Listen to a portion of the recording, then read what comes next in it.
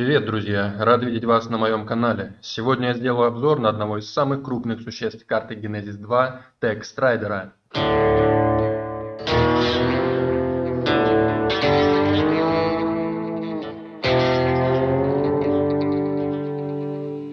Текстрайдер обладает широким спектром способностей, в зависимости от имеющихся у него приспособлений, очень похожих на модули Мека. Некоторые приспособления позволяют повысить эффективность сборки ресурсов, а другие превращают его в боевую машину. Если страйдера атаковать, то он будет защищаться либо ударами передних копыт, либо легнет вас задними.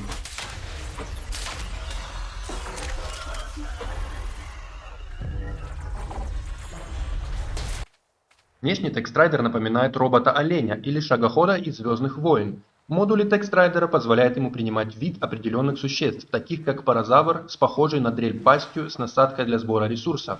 Страйдер блуждает по восточной зоне и пассивен по отношению к выжившему. Из опасностей Страйдера это то, что у него много здоровья, и он достаточно быстр для своих размеров. Дикие страйдеры используют только удары ближнего боя, похожие на парацератерия, даже при наличии вооружений. А из слабости это то, что его атаки очень медленные, но зато он может сильно ударить вас, если попадет. В дикой природе они не используют ни одну из экипированных оснасток. Текстрайдеры приручаются не насильственным путем, а необычными методами. Этот метод представляет собой уникальный процесс взлома. Чтобы иметь возможность взломать его, для приручения у вас должно быть некоторое количество мутагеля в последнем слоте и пройдено определенное количество миссий. Это число увеличивается с повышением уровня страйдера. Вам может быть предложено получить доступ к определенной его части, чтобы начать процесс взлома. После активации взлома у него сработает сигнал тревоги для ближайших к нему существ, отмеченных красным кружком. Во время взлома вам будет предложено сыграть в мини-игру. Успешное сопоставление всего кода увеличит его эффективность приручения и будет повторяться до тех пор, пока он не будет приручен или уничтожен. Неудача в мини-игре сбросит прогресс приручения на 0. Мутагель можно собирать вместе с амброй и иногда с черным жемчугом на соответствующих астероидах. Мутагель можно собирать вручную, как камни, на дне лужи кислоты под сердцем Роквелла в биоме Иннард, когда кислота отступает. Все страйдеры оснащены встроенным текс-седлом платформой, которая меньше любой другой платформы, но автоматически оснащается спальным отсеком и трансмиттером. Они также могут перезаряжать аккумуляторы в своем инвентаре. Они появляются с различными установками, которые нельзя удалить или заменить после приручения. Также их платформа может быть застроена вами.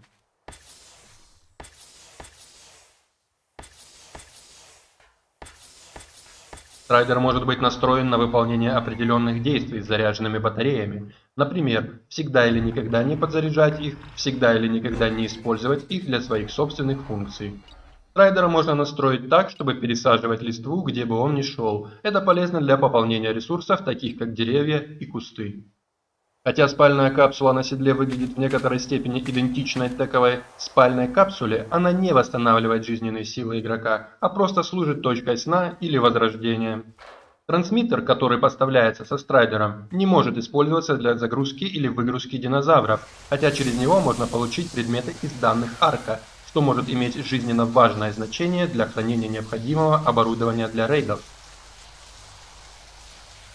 Страйдер может подключаться к выделенному тег-хранилищу и передавать выбранный материал в него.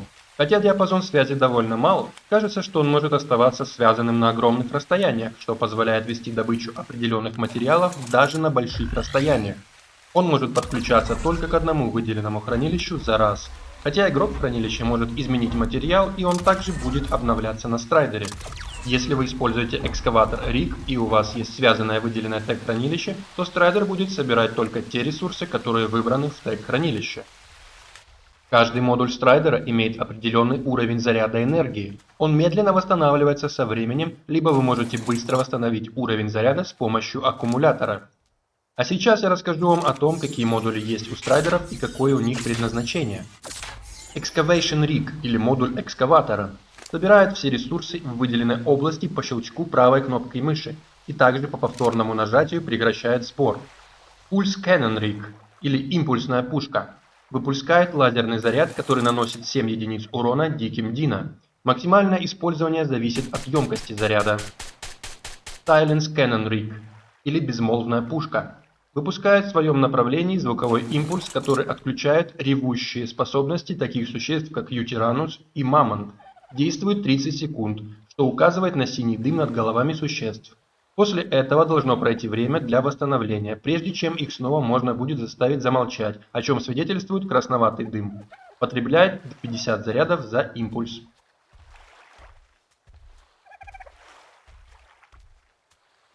Радар Риг или радар обнаруживает ближайших существ на своем расстоянии в течение 30 секунд с возможностью временного отслеживания обнаруженного существа. Не требует зарядки, но может использоваться только раз в 35 секунд.